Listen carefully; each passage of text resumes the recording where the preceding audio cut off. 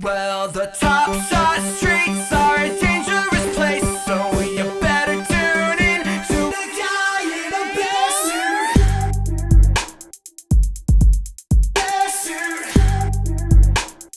Guy in a bear suit. Yep. Bear suit. Yep. Guy in a bear suit. Yep. Hey everyone, it's ActuallyJebBush, and today I have a special guest, Top Shot Talks, and we're going to talk about the speculations that we have behind the upcoming Ja Morant Throwdown Challenge Reward. So, thanks for joining, TST. I appreciate it. Thanks for having me. It's a long time coming, I think. Yeah, it really is. It really is. Right off the bat, we have the Throwdown set, which just released. We know we have 3 challenge rewards coming that are more of the traditional challenge. We have Westbrook, Joel Embiid, and one more guy, Jalen Suggs. Yes. And then we also have the Ja Morant challenge reward, which we have been told is going to be different than the other traditional challenges. And I think most of us can read in between the lines based on the last blog / Roham Spaces that there's going to be some sort of crafting that involves burning or putting moments on hold, or however they're going to end up phrasing it is going to happen. But essentially, no matter what they call it, it's going to be burning. And yes. I think what's most telling and the biggest news from the challenge announcement today was that there was 7 of the current throwdowns used in the challenge. Therefore, if they follow that same blueprint, which they have been all of Series 3, they've pretty much created blueprints for their different challenges and stuck to them, then that's going to happen. So there's no extras left for Ja. So like, I guess first for me, the first thing I was looking for was, are we getting this? And then Ja's going to be completely different. Or was Ja going to have some, and then it was just going to be some of the Series 3 that kind of end up getting crafted or whatever we're going to call it. So I think that means that there's even more to speculate on now. Yeah, 100%. And I mean, the other thing too is that I have to even just keep reminding myself is that challenges are no longer limited to 10 moments. When just for so long we've been programmed to be like, okay, there's this many moments designated from the set. Looks like there's 3 wildcard slots. But theoretically, they could be like, yeah, here's 10 wildcard slots. Here's 15 wildcard slots. And that's the other thing that's kind of crazy. We went from challenges having specific moments that were very easy to predict to showcase challenges that became difficult to predict to now, theoretically, these challenges are impossible to predict, especially when we have something very new like the Ja Morant coming. Yeah, and the fact that it's the first time we're doing this type of challenge makes it way harder because we don't know like which approach they're going to take. Are they going to take like a moment that creates the bottleneck? Are they going to try to create a bottleneck just with like pure pricing? Are they going to use a bottleneck based on like certain moments, other requirements, and not wanting to burn moment and all this? Like, so there's like so many dynamics that are kind of new and they haven't shown their hand in any sort of way because it's the first time and they might not even know what they want their hand to be even. Yeah, exactly. I would hope by now they know what they want their hand to be. But yeah, it'll be so interesting. And right off the bat, before we dive even deeper into this, I just want to clarify that if there is any video that is not financial advice and just a conspiracy theory, I think this is the one. So take everything we say with a grain of salt. This is us having some fun / taking some educated stabs at what we think that'll be based on what Dapper's done in the past and certain clarifications that we know have to happen, such as I think both me and TST can agree that we don't think this Ja moment's going to have a 3,000 mint count compared to the rest of the set having an 888. I think we can safely say this Ja Morant will probably be the rarest and therefore the bottleneck of the set. I don't know if I agree with that last point though. Really? And it may even be their intention, but I don't think, I think that mathematically it will be able to get up to a number similar to at least the other challenges. Okay. And I think that people are going to go nuts for this. I think because it's the first one, people are going to want to try it. People are going to like just want to like do this new thing and think, oh, like because they're burned, that means no one's going to undercut when they get the challenge reward. So I think it's going to be super popular. Also, it's just by far the most popular player of the rewards, which is usually the highest mint count. And the set bottlenecks normally are the challenge reward with like the least wanted player. Yeah, the least desirable player. So I actually think that there's a good chance that it gets higher than they might expect. Interesting. Yeah, I could see that. And that really will all depend on if they set like a really hard bottleneck moment as the limiter, or like you said, if they try to be like, oh, this costs this much. No one would ever realistically pay this much for this. But we've seen with countless flash challenges, people paying $100 for a Justice Winslow Top Shot debut. So yeah, that's a really, really good point. And it'll be, I've never been more excited to just watch something play out, I don't think. Which is like in part why we want to do this video, right? It's not it's not because I'm going out making a bunch of purchases. Like I'm not telling people go buy, we're probably going to name like 50 different rare moments here essentially that like you might want. It's like, oh yeah, I'm going to go spend like 5K on speculation or more. And but it's just to like start thinking of this. And then when it comes out being like, oh, like we were thinking it this way. How is Top Shot thinking about it? Like what approach did they take? And then in the future, it's going to like allow us to do better speculation, having like done kind of a dry run through now. Correct. Yeah, we should. And I think that's been seen where we kind of pinpointed some of these early challenges, like the fresh threads after it happened. We kind of had an idea what was going to happen with Hustle and Show. And then we really knew what was going to happen with the second set of fresh threads. So it's the same thing where it's like, it's worth speculating now, even if we end up completely wrong, just because we've done the work to make sure we're in a better spot next time. So with that being said, the first theory that I have, so like we said, we don't think all the throwdowns will theoretically be used for the other three challenges. So my first theory would be like they're going to use burning on only part of the challenge. So I think they're going to require, hey, you need, let's say 5 Series 3 throwdowns. They can be any of them. And then you need 5 Series 2 throwdowns. Now, obviously, this theory I'm limiting to 10 for simplicity, but they could change the numbers in any sort of way. And then they're like, whatever throwdowns you put for Series 2, those are the moments getting burned. The Series 3 you get to keep. So maybe they do 5 Series 3 and 10 Series 2. So that way they get rid of more Series 2. But I think that could be a way that where the Series 3 helps limit it below a certain count number, but the Series 2 also get removed. So first question with that one would be, are they specific ones from Series 3 that you need? Or are you saying any Series 3? I'm saying any. And if you just increase the number of any enough, you can like mathematically be like, okay, we're probably going to get this many completions. Like if you say 5, like there's a certain percentage that's going to complete it. If you say 7, they can look at this past challenge and be like, okay, like this many people complete it, plus we'll take a little off for the S2s. If you say like 10 are required or like half the set, then it gets even smaller. So it gives them the ability to kind of scale it as they get closer to announcing the challenge after watching the first 3 happen.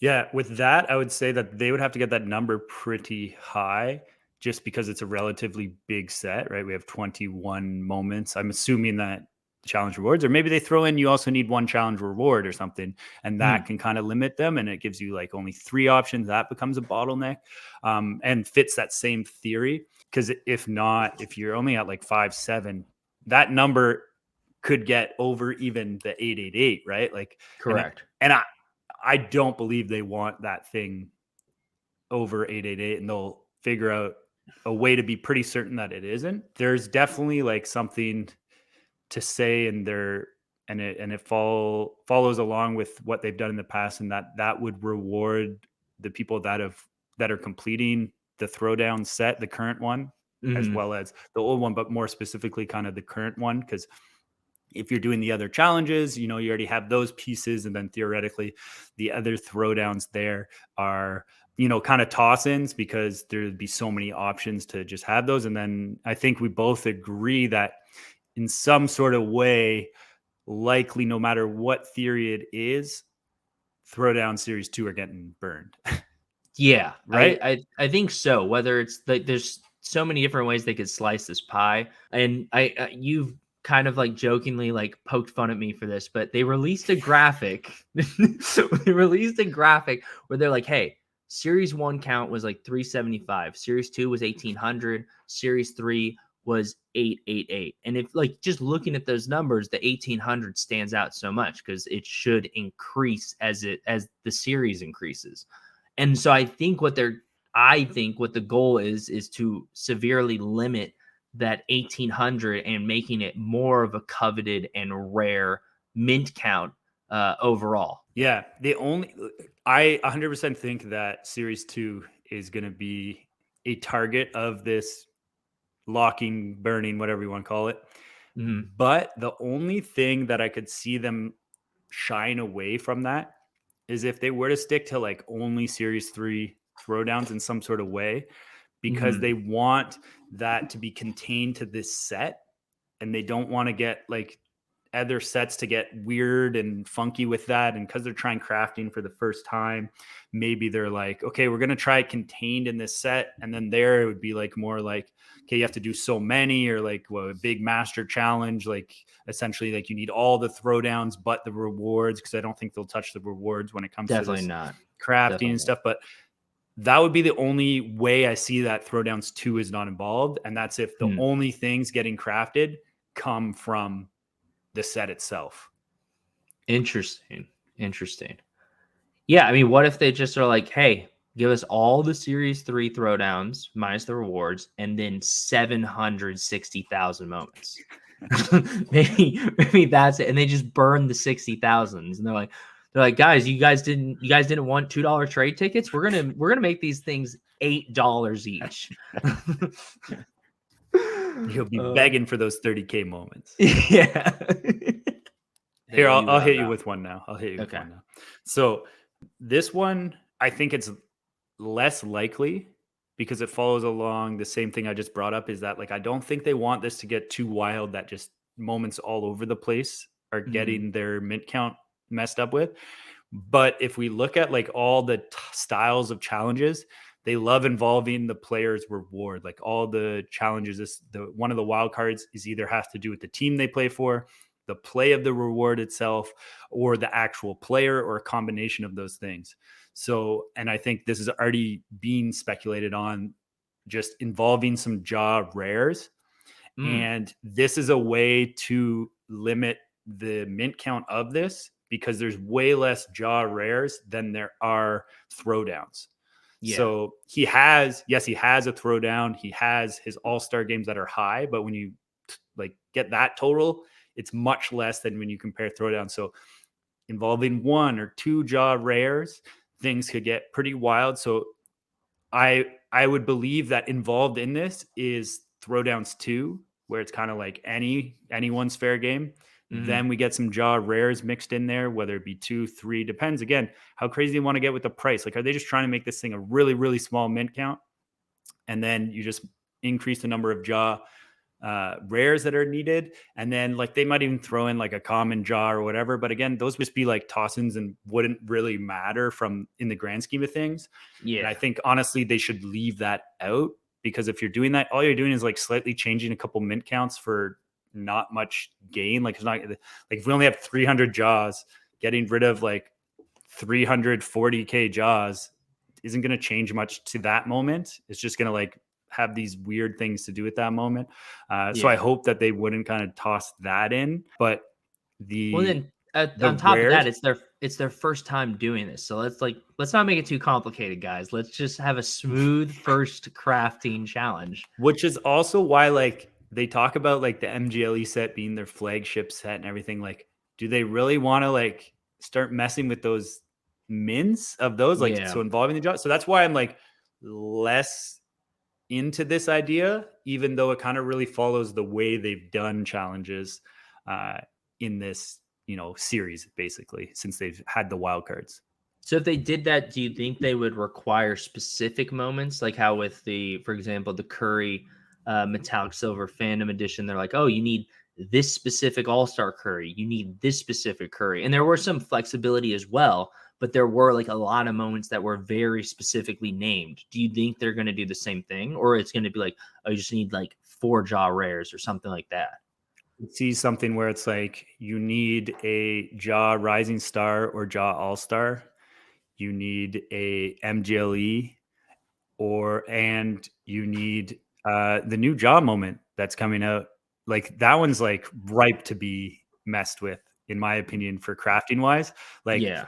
the MSFE mint counts are all over the place anyways. So like if you change the mint count of those, who cares? Like, so Yeah. I could see that getting thrown into any single one of these theories, just That's a really good because point. who cares if it changes from, I don't know, it depends what happens obviously this weekend, but who cares if it changes from 7,000 to 5,000, or if it changes from, 11,000 to 10,500. Nobody cares, because it already is a random mint count, because it depends on who completes the flash challenge in the first place. And it's not uniform across the set, like you're saying. Exactly. So no one's going to be upset.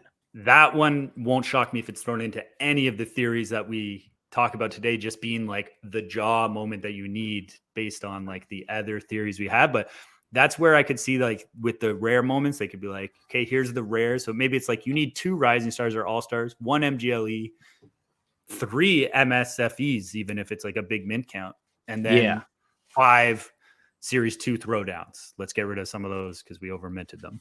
What if they're just like, you need 20 Ja Morant MSFEs? Then I sure hope that I complete that this weekend, if that's going to happen.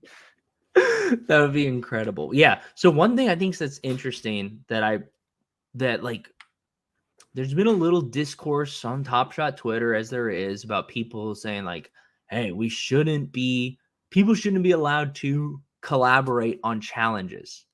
Well, this kind of solves that. Like, not that I think people should be able to collaborate on challenges, for the record, but this is a unique situation where like you can't just borrow a moment from a friend for fun, because you can't give them back that moment, it seems like. So I think that's another really interesting aspect of this challenge, where it's like, do they try to make this, like, they have to make it hard. Like, it's a challenge reward, so it has to be below 888. But like, how do they find that balance of like accessibility and exclusivity, which is, I mean, that's always a difficult thing on their end, that it's kind of an impossible job.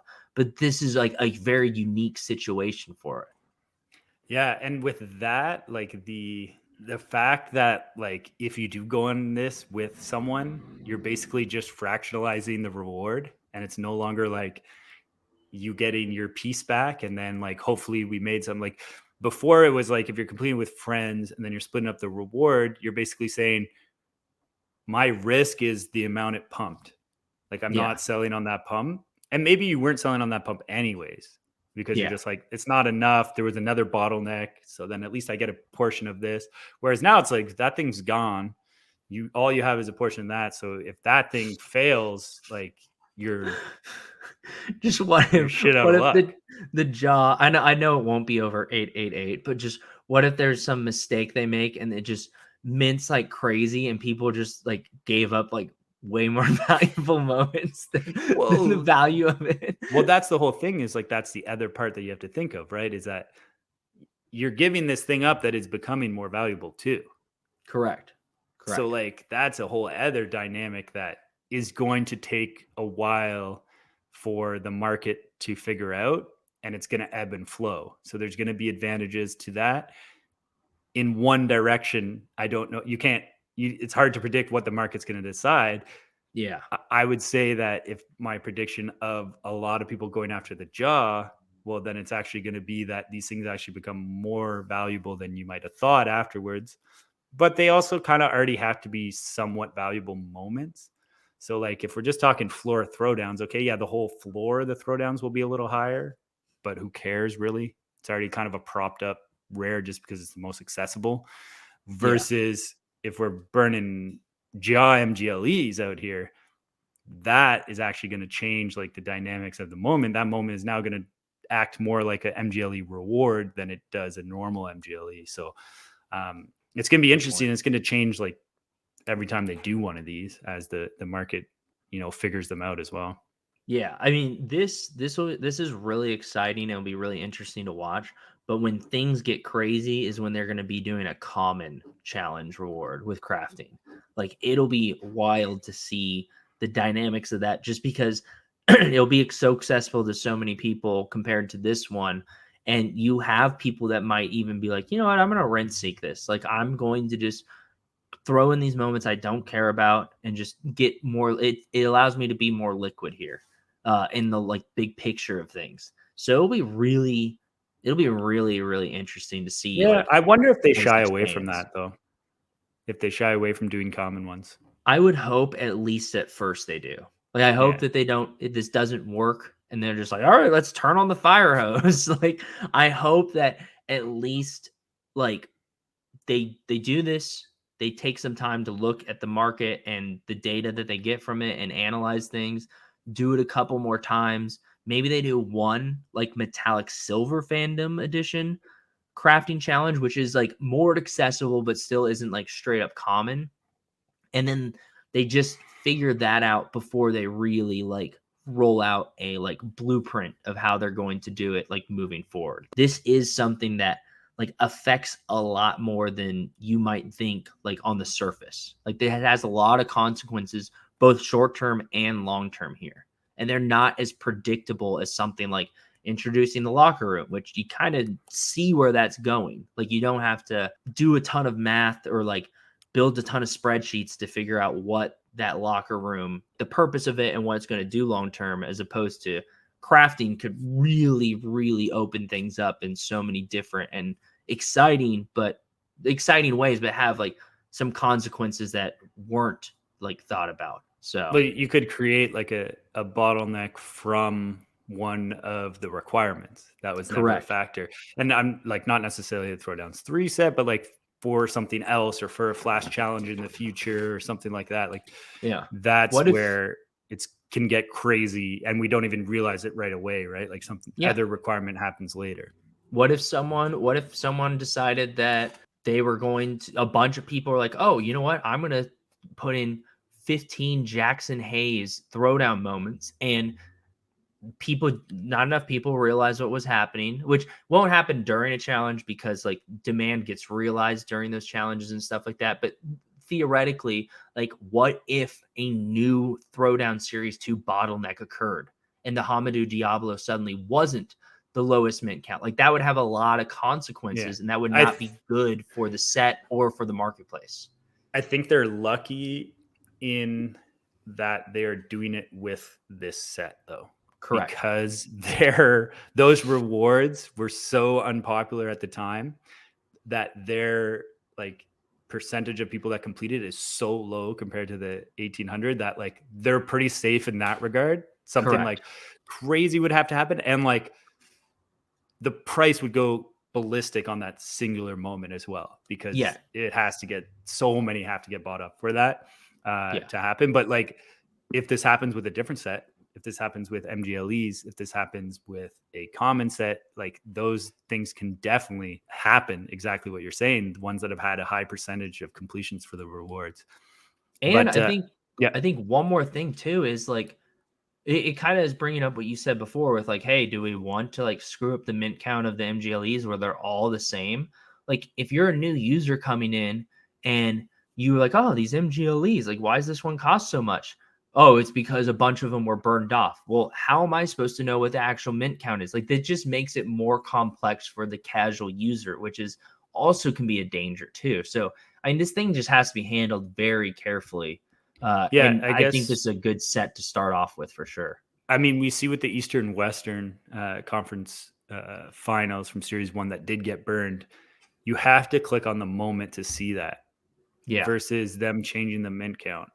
So using the MGLE example, if they were to just change the mint count, it wouldn't be that crazy because we have the rewards that are all different numbers as well. So it kind of like if if it showed in the marketplace before you click on a moment that the mint count is now, it used to be 749, now it's 729. Mhm. Like that would kind of like make sense. You'd be like, oh, that one has a different mint count than the others. Oh, okay.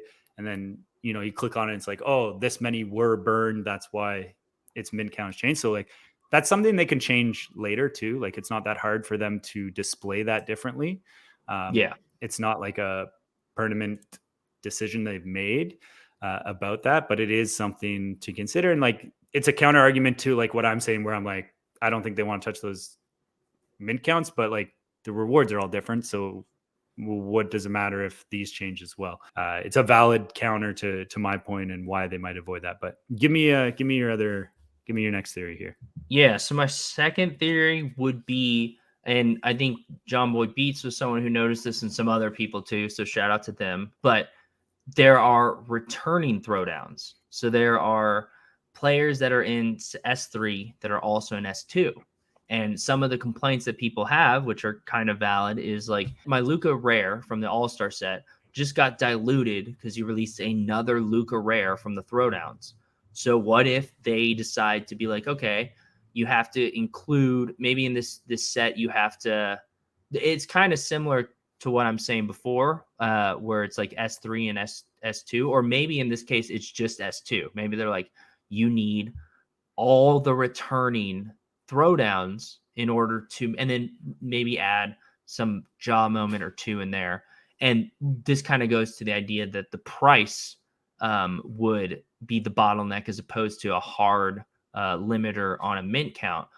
But you would burn like the Caruso, the Kelly Oubre, you'd burn all those returning moments, and suddenly it would help preserve the rarity overall of a Caruso rare or a Kelly Oubre rare, because it is lowering the total rare count overall. Yeah, and they could even mix Series 3 in there if they wanted to, if they didn't mind, those ones getting locked or burnt or whatever as well. But I do like that if they're going to target certain throwdowns, which again, if they're targeting certain ones, they're limiting mint count, right? They're limiting mathematical mint count, not just because of cost. So they're creating a bottleneck that way. And if there's enough of them with the cost that, even that 1800 isn't going to get to that 888. But if they consider, you need every single one of the Series 2 throwdowns of the returners plus one or two of the S3 ones returning, that also limits it because there's only 888 of those. So there's ways to narrow that down with those, and they're limiting that Series 2, which I think is like the speculation we're most confident in, is that somehow this is going to limit the throwdowns of Series 2. Correct. And one thing that's interesting is if they do require every single returning throwdown that's in S2, Derek Jones Jr. is a challenge reward, and he has a mint count of 349. So if they required that as well, then that would be a super hard cap on the total Ja rewards that are made. But then it kind of goes back to like how we've said before when we were talking about them possibly including S3 moments.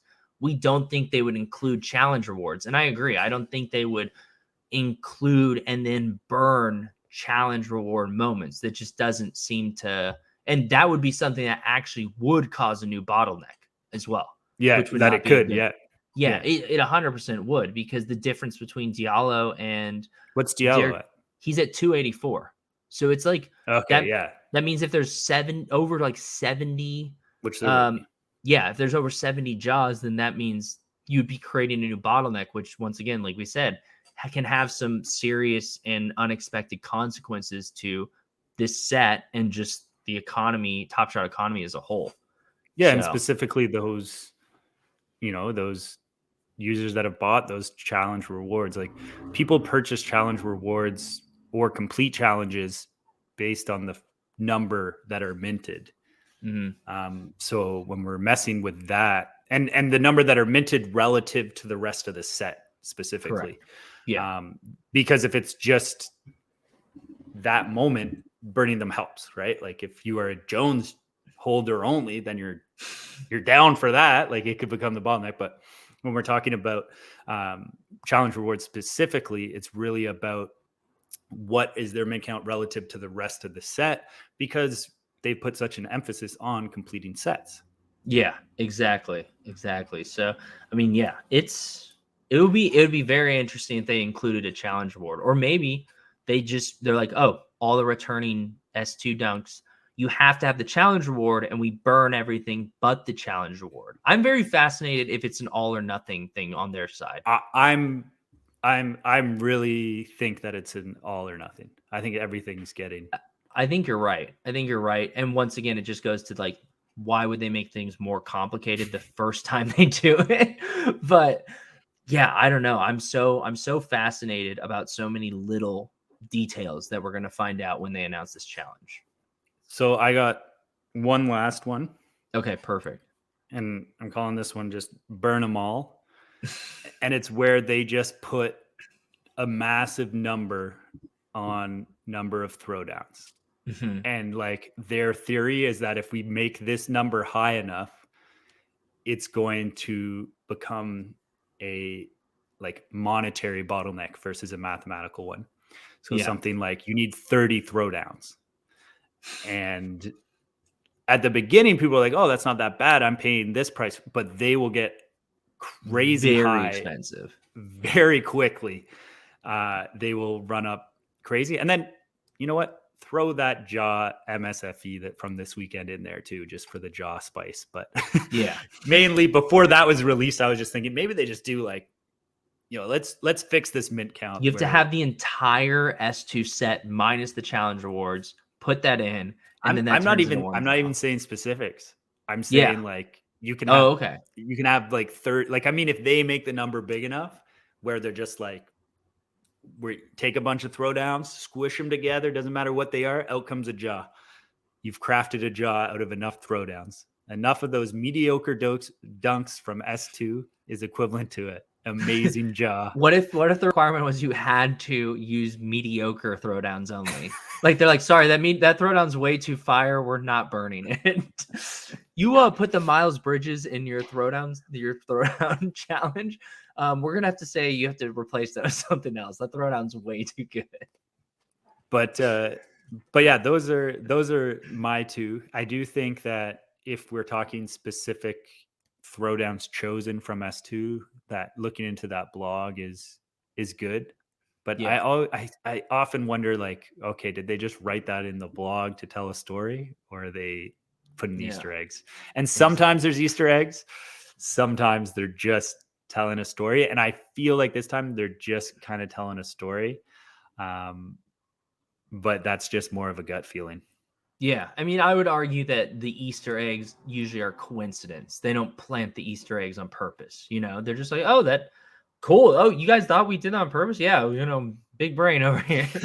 I think they're the two things are separate enough from each other that they're not trying to be like, hey, put this in the blog, because I mean, if it's broadcasted a little too obviously or too loudly, then that could be them releasing information earlier and people be upset about that, and certain people get advantages, all that. But I do often wonder how connected all that stuff is. Like, does the person writing the blog, which I'm assuming is Packtrip, does he know what the challenge requirements are going to be? Does he know what the mechanism in this case is even going to be? Stuff like that. It would be really interesting to be a fly on the wall for something like that. No, they only share that with the graphics designer for Twitter. Dude, graphics designer, he's the one that everything runs through. He's the puppet master. He pulls it all together. Yeah, with his beautiful graphics. Whoever made that graphic, it's a solid graphic. Thank you so much for joining me on today's video. I appreciate you taking the time to come on and talk some speculation with me. This is definitely a collab that's been needing to happen for a long time, so I'm glad we finally made it happen. Well, I think it's perfect that we did it on a speculation video, though. Thanks everyone for watching. Make sure to like, comment, and subscribe. You know the drill. Make sure to put this video on loop and hit that mute button and walk away from your computer for the day, because we need to pump those views. But yeah, thank you everyone so much for checking this out. Thanks to TST again for joining me, and we'll see you guys next time. Please clap. Please clap.